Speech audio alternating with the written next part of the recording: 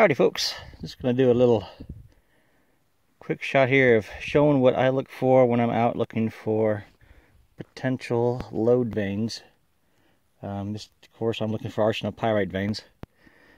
So let me take a look here. Right here we have pretty much a barren hill. Not a lot to look at. You wouldn't expect much out of this. Mostly andesite, some rough, what's called granite, and not a lot. There's some little pieces of not limestone, of quartz here and there. But then I want to get you down to this. This is kind of what we're looking for here. This little rock right here, and it ain't much. That'll fit underneath a 50-cent piece. But that is a little bit of quartz with iron staining in it. That side doesn't show much, but you gotta get a close look. There's your iron staining. So that's interesting. Where did it come from? Then there's that green in the rock, the olivine or peridotite. So now we know we have a greenstone belt, which is what we're normally in my part of the area of the world where I look at. But here's where we go. And this is where what we're really looking for here is we got a little bit of broken quartz. Obviously didn't show much. But then you get that little iron staining piece right there next to the right side of the plant. And I get that piece. A couple little pieces here and that. Well, these two big pieces are kind of a good giveaway. We got something to work with. And look at that. That's this beautiful iron staining there. All over. Vuggy. Nice. Vug being a hole in the rock. Roll it over. Bingo. There's your arsenopyrite. It's not mica. It looks like it. And it can be very soft and not soft, but it can be the same way. There. Looks like mica. A little shine in there if you can get it. Right in here. See if I can get it in there. It looks like mica because it's laying flat, but this has been weathering. And arsenopyrite is exceptionally, let's hold it on there. You can take a look at it for a second. Arsenopyrite is exceptionally water soluble. It'll break down really quick. So that can kind of lead to weird formations of it. It can kind of be prismatic, where it's like a prism and such. And there's the potential for our vein. Now this is all you got to go on. This is it. I mean, there ain't much.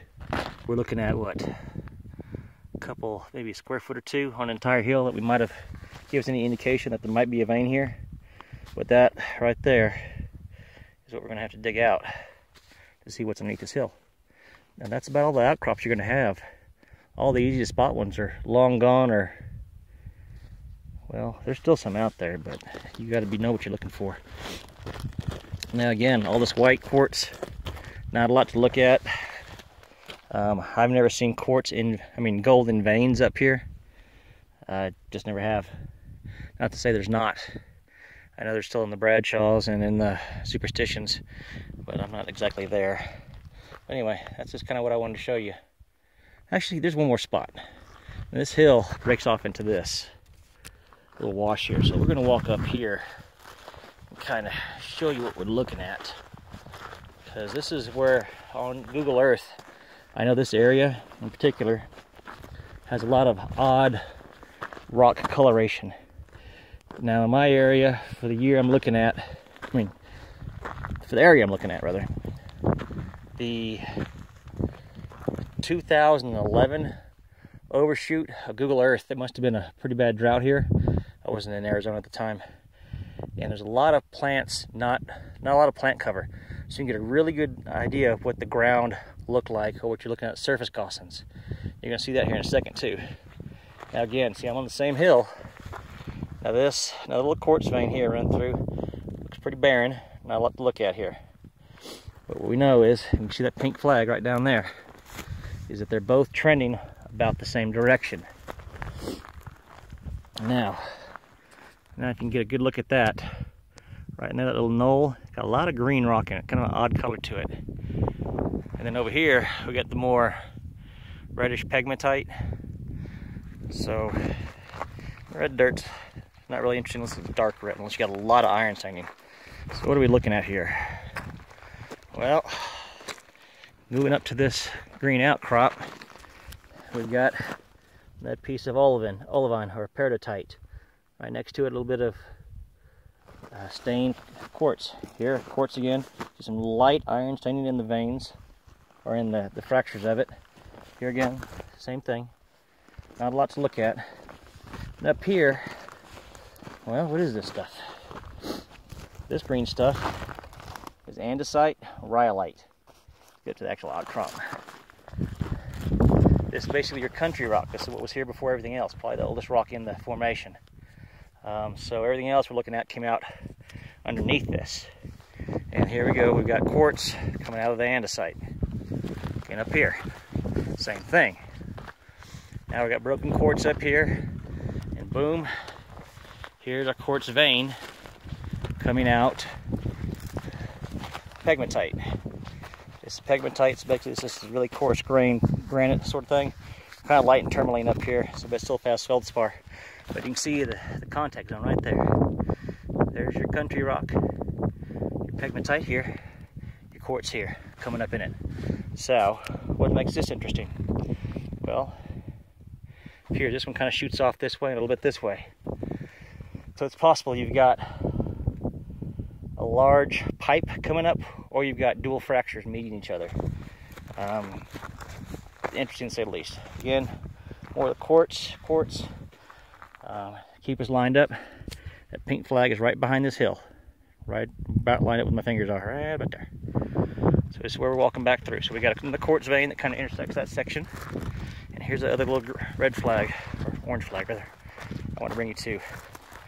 Again, things we're looking for. Look at that. Another nice piece of olivine, peridotite. That's going to come out. This shows this is an ephemeral deposit, green stone belt. Very common in this part of the Amazona. Now here, more andesite, cactus. Underneath this little andesite outcrop now. And walk around. Boom. There's your little rock holding what should be our good old arsenopyrite. Right in the middle of this andesite outcrop. Not a lot of foliage, there's not a lot of mineralization. Andesite really didn't give you any direction from which it came from. It just kind of pops up and there it is. Especially once you realize that Arizona basically formed like the archipelago of Hawaii or the Aleutian Islands in Alaska. But there's just another little pop-up right there of that rock. Now, there's not really showing anything up on this hill. It's kind of more of an indicator that came in really close to where we're standing at. Maybe up in here a little bit, because that andesite dike kind of is up here, works its way down here, so there might be something up here in this area. Honestly though, I'm not really worried about that. I've got some spots here I'm going to look at. They're in good shape.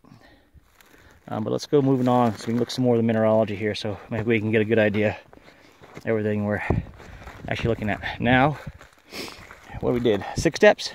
We went from a rhyolite dike with a, or same one was like a rhyolite andesite. They're so close together, it's hard to tell the difference. We've got a quartz vein here. We're getting added a arsenopyrite here. Another, look at here, another piece of greenstone, olivine. But then we move over to here. Now we're changing rock again. We got some andesite, some pegmatite, and some quartz. Walking up this hill to the right, andesite, dark green, brown. This, more white, a little bit of iron here and there. Walking up this hill a bit further, same thing. Keep your eyes on the ground to see what's going on. Walking around here. Still now we're out of the andesite and rhyolite. I'm kind of coming back in some different rock zone here. What do we got? Boom! Another little hot piece of iron stained quartz with limonite. Good looking stuff.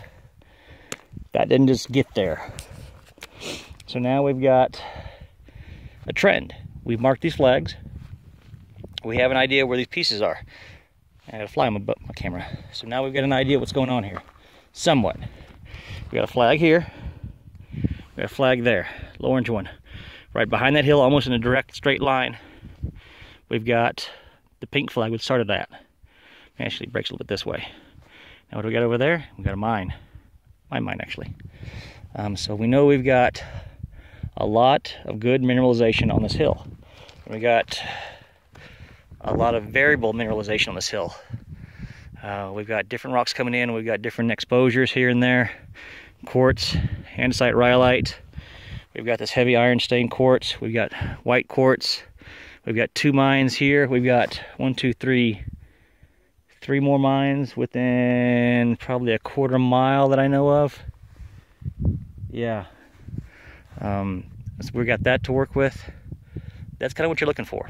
An area that's got mineralization like that. And some places in the Bradshaws, up closer to Mayer, Dewey, they've got some areas there that they've got huge veins of this kind of, whatchamacallit, arsenopyrite.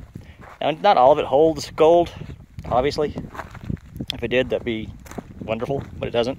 It's quite variable, but it can hold up to about 490 pounds, 490 ounces per ton of rock. That's 490 ounces of gold per ton of ore can be gold. So you're looking at incredibly rich possibility here, and usually it does hold some minute amounts of gold. It's almost never found without. It can be like 0.01 grams, which is next to nothing, but really, I got a rattlesnake, so we got hear it. Oh, never mind, stupid bird. I hate these birds. Anyway, so you got that to work with, but you really want to be looking for that. When you get up on a hill,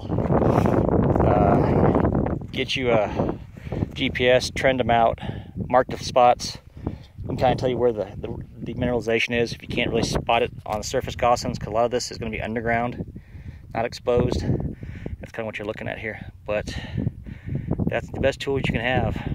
Read the rock. Read it, read it, read it.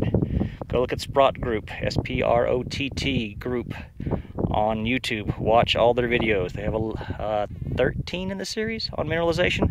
It's by Andrew Jackson, no relation to the Civil War general. But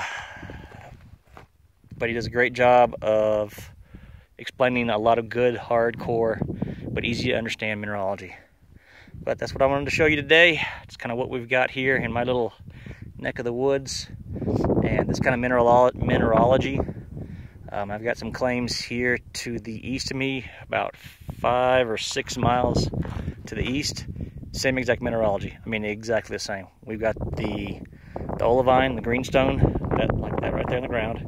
We've got the andesite. I've got a couple spots where I have freshly uncovered, like they haven't been uncovered more than maybe 20 years tops. Fresh veins of this arsenopyrite. We like to call it barbecue chicken ore, just because it looks like barbecue chicken skin. If you throw a little bit of barbecue sauce, throw in a barbecue pit. Yeah. That's what we like to call it. And there's also some mines near that area, so it's kind of something you need to keep an lookout for. More than likely, this isn't going to have very much free mill gold at all. You're going to have to bust it out with chemistry, which I'm going to work on the series here shortly. Actually waiting for some hydrogen peroxide to come in, and then I'll start putting a series up on how to test for that and how to process that out. All right, until next time.